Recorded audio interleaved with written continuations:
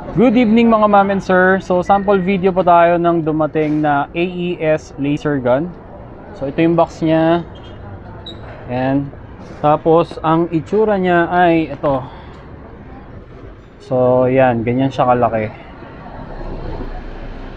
Ito yung brand sa taas, AES. Tapos meron siyang tatlong wire. Sorry, medyo mahirap mag-focus. Tapos, bali ito ay projector type na laser gun.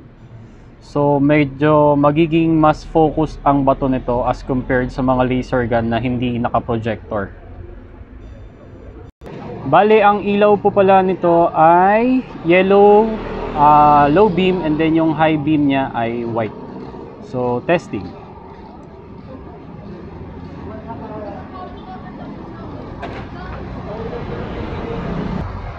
So ito yung yellow, low beam.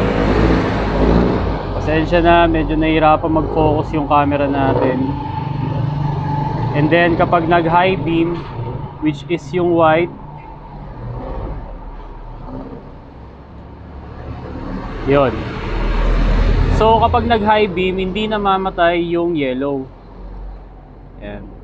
So ganyan kalakas. Isa pa lang yan, what more kapag dalawa na. Hindi natin maitaas mabuti kasi makakabulag tayo ng mga dumadaang sasakyan eh. Pero ayan. Ayan, kapag nag high beam. So medyo solid din talaga yung bato nito. Talagang nakakabulag din. Although projector type siya, kaya may cut off pa rin naman yung ilaw niya. So ayan. Advantage lang nito kumpara sa mga mini driving light, mas malayo ang naaabot nito. So ayun po, AES laser gun.